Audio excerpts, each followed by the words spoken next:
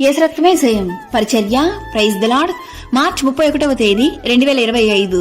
ఈరోజు దేవుని వాక్యము, నేను మీ దేవుడనైన యెహోవాను, మీరు దొంగిలింపకూడదు, బొంకకూడదు, ఒకరితో ఒకడు అబద్ధమాడకూడదు. లేవియ కాండము 19వ అధ్యాయం 11వ వాక్యము. అవును క్రీస్తునందు ప్రియులారా, మన దేవుడు అద్వితీయ దేవుడు, సత్య స్వరూపి, పరిశుద్ధుడు.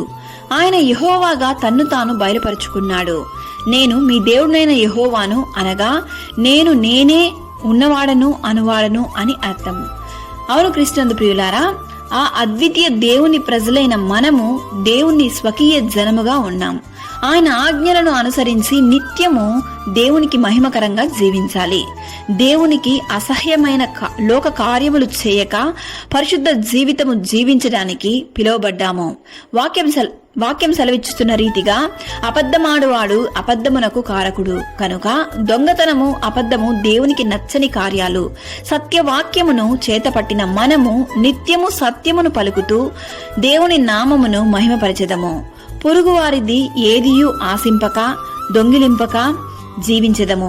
సకల ఘనత మహిమ ప్రభావములు యేసయ్యకు మాత్రమే కలుగునుగాక. ఆమేన్. God bless you.